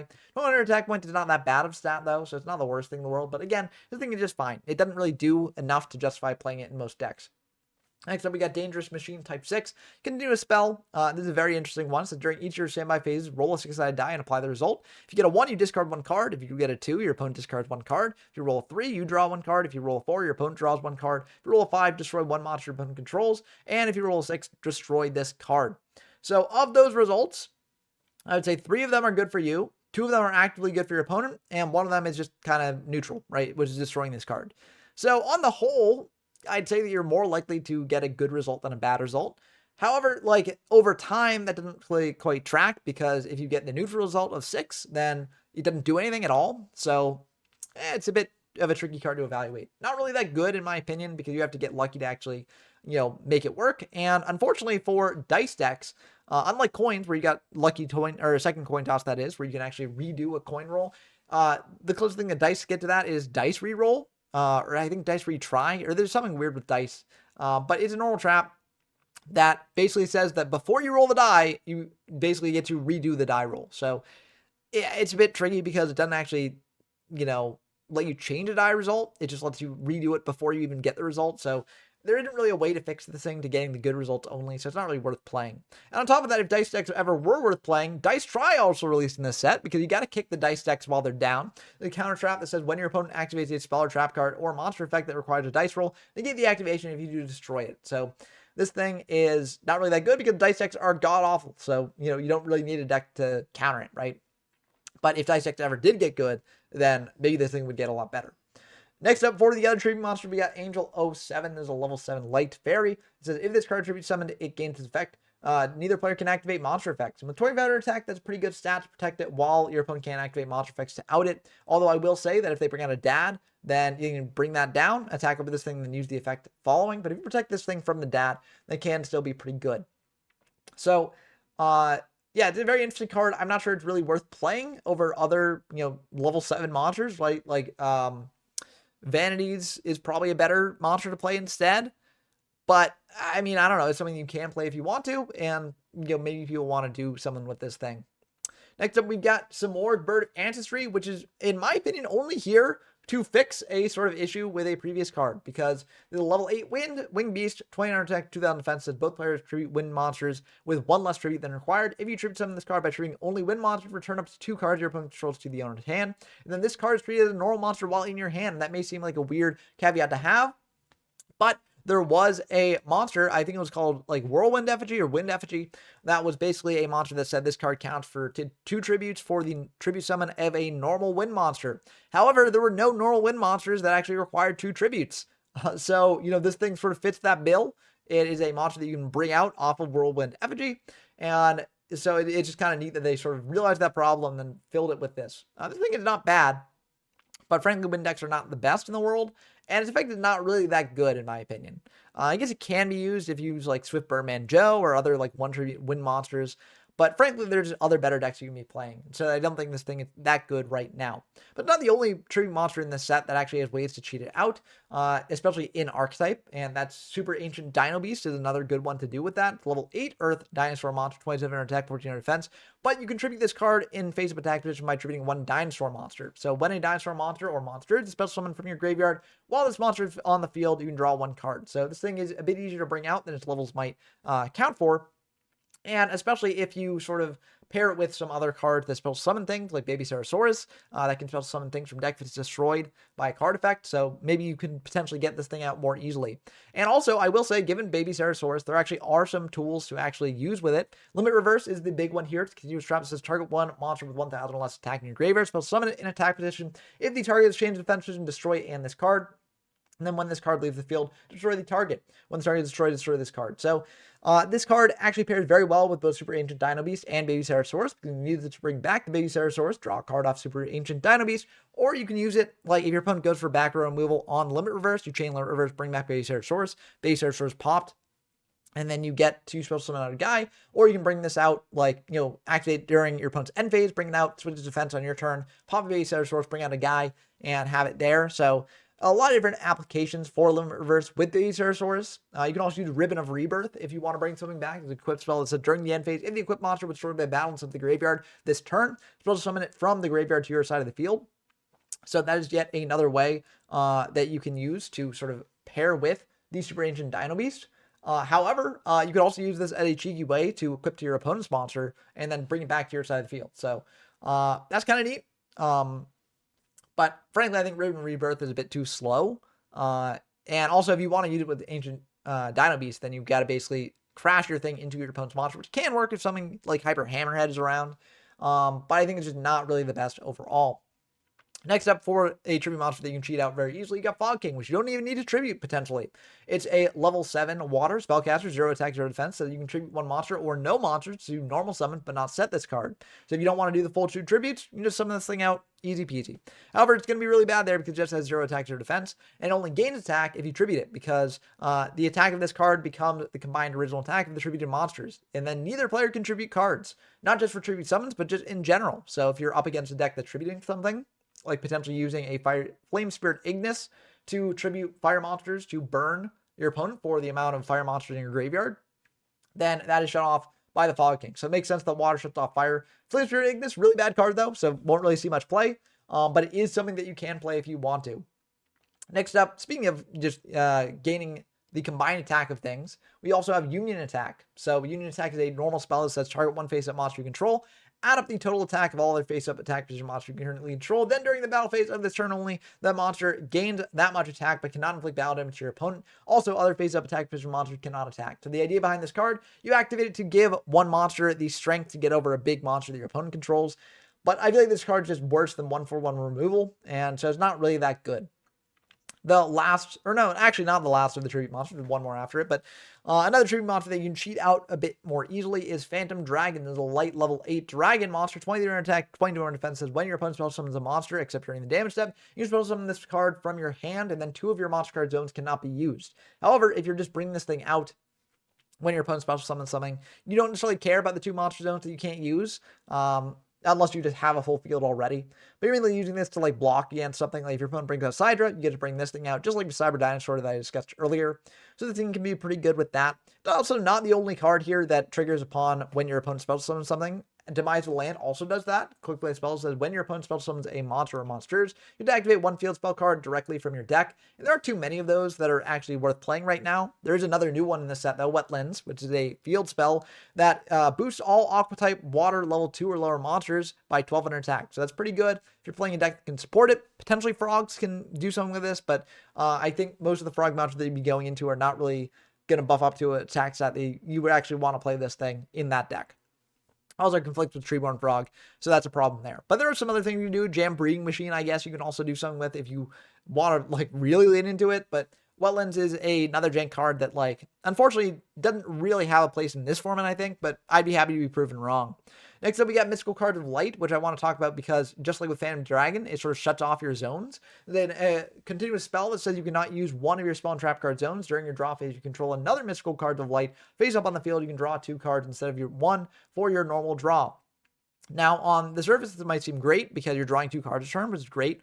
But the setup that you need to get this thing into activation is pretty high. And if you don't have 2 of this, then it's just going to be pretty useless for you. So not really the best card in my opinion, but it is kind of a funny one. And if you really want to go for it, you can go for it and potentially just draw 2 cards a turn and live the dream of that. Sanguine Swamp is also another continuous trap that kind of does a similar thing, locking off your spell and trap card zones. Doesn't technically do it, but it basically does, because if you control any other spell or trap cards, you destroy this card. So basically, this is the only card you can have active in your spell trap card zone when this is active.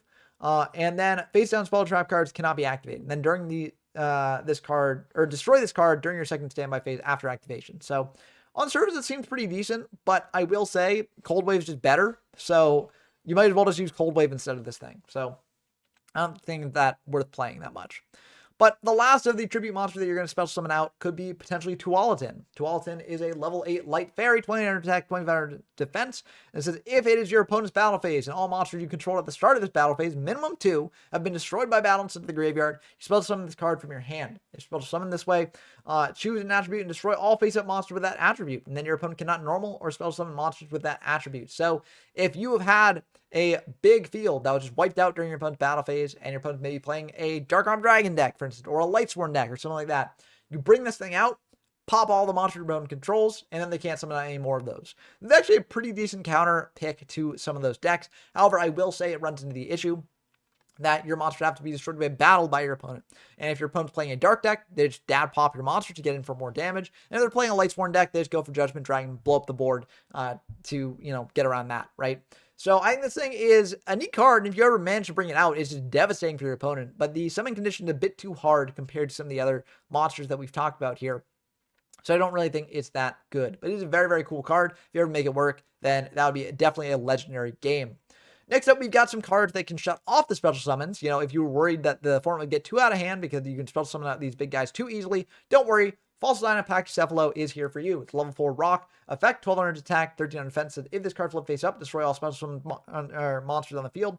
And then neither player can special summon monsters as well. So This is a great floodgate. It's kind of like a barrier statue, except it shuts off all attributes and also had more stats than a barrier statue, and also had the decent effect of, just being able to set this thing, and then it's like blowing up all the cards on the field. So, or at least all the special summon cards on the field, which against certain decks is just a death knell. So this is a very, very good side deck card at the very least. And if you want to play an anti-meta build, you can potentially build this, although it can run into some issues. For instance, if you just summon a big Gladiator Beast, run over this thing, then bring in another Gladiator Beast after the thing's destroyed, that's obviously a downside to this. But it's still a cool card. It's another rock as well, so you can potentially build it in a Release from Stone style deck. So that's kind of cool there too. We also have Summon Limit, which is a continuous trap that says neither player can summon more than 2 times per turn, which actually can come up a variety of ways. This can be good against Gladiator Beasts. For instance, they try and go for Darius into Bestiari into, a Geyserus. That would be more than 2 summons, because Darius is spell summoned from deck, brings back the Bestiari, that's another summon, and then the third summon would be the Geyserus, which you can't go into. So this thing can come up against certain decks, and it can be annoying for certain decks to deal with, although I will say most decks are perfectly fine going under 2 summons, and also, instead of going for the Darius, if this thing is up, they could potentially just go for Bestiari anyways, although you could argue that you flip this thing up after your opponent has summoned the Bestiari off the Darius, and then they're kind of sad, but I think this thing is not really worth playing. There's other better cards that can stop a Geyserus summon than this. But if you really want to make Gladiator Beast sad, you got Deck Lockdown. There's a continuous spell, so neither player can add cards from their deck to their hand except by drawing them, which shut down Proving Ground or Rhoda, or something like that. And the monsters cannot be spell summoned from the main deck, so that just completely hoses Gladiator Beast's main plan.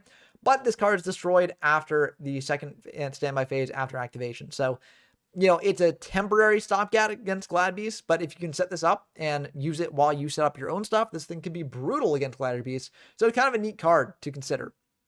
Next up, we've just got a bunch of miscellaneous cards here, honestly, which I didn't necessarily know how to tie into the other cards here. But we got Light of Redemption. There's a normal spell that says pay 800 life points and target one of your banished light monsters. Add that target to your hand. So if you use Gold Sark to banish a light, then you can bring this back to the hand. And there are some monsters that you might want to consider. Obviously, the best would be something like Honest or something like that. But if you want to dig into the janker light pool, we've got Golden Ladybug right here for you. It's a level 1 light insect, 0 attack, 0 defense. So during your standby phase, you can reveal this card in your hand. It will remain revealed until the end of this turn, and then you gain 500 life points. So it just gains you life in Fire Princess burn decks. This can be good, although that deck is god-awful bad in this format. But, it is something you can play if you want to. Ducker Mobile Cannon is another light monster and also is similar to Light Redemption that can add cards to your hand. To effect 500 attack, 500 defense. So flip target 1 level 4 monster in your graveyard, add that target to your hand. This seems pretty good until you realize it's just level 4. It's not level 4 or lower, just level 4. That can still be pretty good, to be fair. But it lacks a bit of flexibility, which is kind of annoying. It's also flip effect, so it's kind of slow. So the thing is not really worth playing, in my opinion. Next up, we got Miracle Flipper, which is probably the worst of these jank light monsters, but it's saying something. Level 2 light spellcaster, 300 attack, 500 defense. Says if you control a Miracle Flipper, your opponent, or you cannot summon this card. So you can only control one of this, basically. Your opponent cannot select another face-up monster as an attack target, and then if this card is destroyed by battle, special summon it to your opponent's side of the field at the end of the battle phase. If this card is destroyed by the effect of a spell or trap card, destroy one monster your opponent controls. So, yeah, it's not good. This thing is just really, really awful. Very, very low stats for being an attack soaker, and then when it soaks an attack, it goes to your opponent, which may seem good on paper if you have ways to destroy it with spell or traps or something like that. But it's pretty bad in practice because your opponent can just tribute it. They can do random stuff with it. So not really that good here. Next up for the last 2 cards in the set, we actually have Destruction Jammer, which is a pretty good one. All things considered. It's not necessarily something that you'll be playing, but it is something that you might consider if you really are weak to destruction. Counter trap that says discard 1 card, negate the activation of a spell card, trap card, or effect monster effect that destroys a monster or monsters on the field and destroy that card. So it can come up in different situations. There are probably better counter traps to use instead, like Solemn Judgment, but it is something you can use if you want to. Lastly, we got Level Tuning. This is a normal spell that says reduce the level of all face-up monsters you control by 1 until the end phase. And I wanted to talk about this last, because this thing doesn't really do much in this format. It's I guess Gravity Bind gets you under that, or Level Limit Area B, I guess. But I will say that in Futures formats, there are potentially things that you can do with this when levels actually start to matter a bit more. I don't think there's any deck that can consistently use this to actually set up given plays that they want to do. But it is kind of interesting to see them starting to think a bit more about levels here, considering what comes after this format. But that's going to do it for all the new cards in Light of Destruction. The good cards are mainly the ones that were in the archetype section that I talked about. That's where all the really killer cards came out, but there are still some other cards that are running around as pack filler in this set, different things that you can do with them. And yeah, I'd say that of the pack filler here, the Fossil Line is definitely the most important. It can actually do stuff, but it's kind of cool to see all the different jank options that people can play with if they want to. But before ending the video, let's just go over some example deck lists to see what decks you can play if you want to dive into this format. Now, if you want to start out with Gladiator Beast itself, you can look no further than the winning list of the last Gladiator tournament that was held on Format Library. Now, was held 2 years ago. Oof, that's a long time. I feel old, but it was held in 2023. But I think this list still holds up. And it's just typical Gladiator Beast. You know, it's got the standard stuff that you're going for. It's got Prismas to send the Bestiaries, Darius to bring back Bestiary, Laquari to just be a big guy, potentially go into Heraclinos, Mermillo to pop something, Test Tigers to, send your Glads into the deck, bring them out, a bunch of defensive traps here. You got the Geyserises here. You've got, Dark Neos for the Dark Panther in the side. Dark Panther can come in with the Rescue Cats because it's basically you go Rescue Cat into Test Tiger and Dark Panther in the mirror. Dark Panther copy an opponent's Gladiator Beast, and then you Test Tiger, shovel that back into the deck, and then get another thing. So that's kind of neat. But yeah, just a very, very solid deck. So this was plotted by Cameron here, and very, very good list. Cameron's a very, very good Glad Beast player. And also Cold Waves are in here because that card's cracked in this deck. Basically inflate your Gladiator Beast plays. And yeah, it's just a very, very good deck all around. I can't recommend it enough. I think it's very good.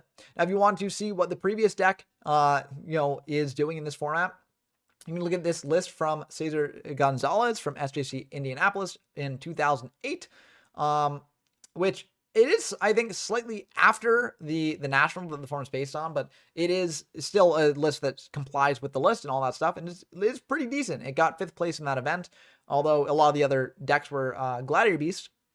It still did well against them. It's pretty cool. It's also using interesting tech like DDR, which is not really being played outside of that. It's using plasmas here as well. And yeah, it's just making the best of what it can do after a list that was targeted against Dad Return pretty heavily. So pretty cool stuff here if you want to play the Dad Return deck and just combo off.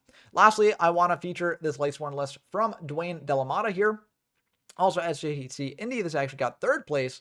And this is a Lightsworn list. So, it's playing a bunch of good Lightsworn cards, playing Celestias, playing the Honest, 1 Aaron, Garoth, and Jane each. They're warriors, so you can search them off Rhoda. Although it doesn't look like they're playing Rhoda, so that's a bit interesting, but they are still pretty good here. You got Judgment Dragon ×3, Lumina ×3, Lila ×3, Wolf ×3, Raikou ×3, so all the good Lightsworns ×3.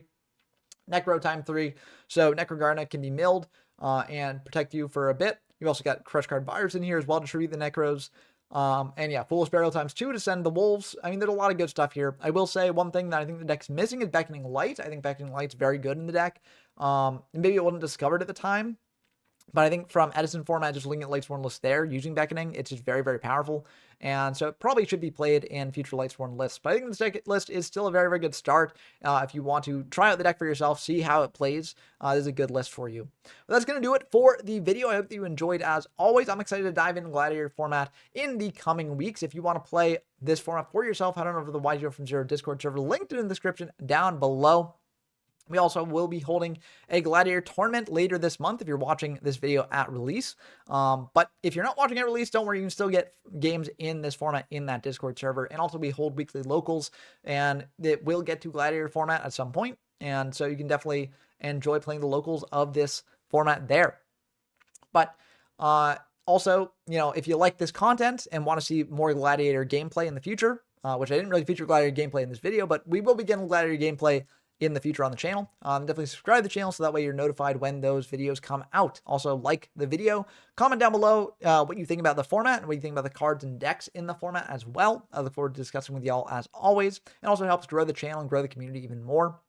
And also, if you want to support me directly, I have a Patreon linked in the description down below. Join the Patreon and get a shout out in these videos. So big shout outs to Rinceman, Portrait Raccoon, Bren Docker, Tyler Compton, GeoMyFS, Dump Truck, Scout Zero, and Damon Has. It means a lot that you'll support me this way and encourage me to make more videos like this one in the future. But that's going to do it for this one. I hope you enjoyed as always. And until next time, I've been Ben from YGO from Zero. Signing off. Peace.